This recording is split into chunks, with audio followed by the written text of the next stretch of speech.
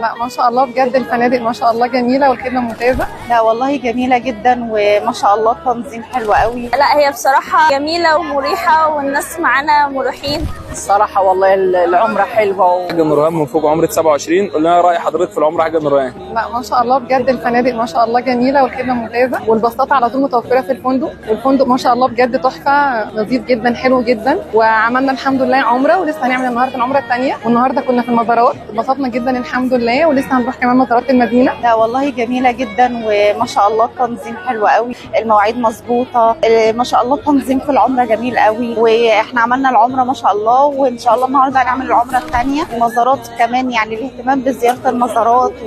الصراحة والله العمرة حلوة ومرتاحين الحمد لله، والله شركة حلوة والله والحمد لله. لا هي بصراحة جميلة ومريحة والناس معانا مريحين، والمشرفين كمان يعني واخدين بالهم مننا يعني من الافواج القليله او اللي دخلت الحرم وطلعت بكامل العدد ما شاء الله. يعني ما كنتش في دماغي انه في بعض المزارات ما كانتش في دماغي زي جبل عرفات، ما كنتش عارف ان هنيجي، فدي حاجه كويسه بصراحه. والله جميله يا ابني ومتعه والله، وقايمين بالخدمه كامل ومكمل والله، مش مفرطين معانا في اي حاجه. مبسوطه جدا جدا ومحدش فرط فينا والله، وقمتوا بالخدمه كامل بصراحه.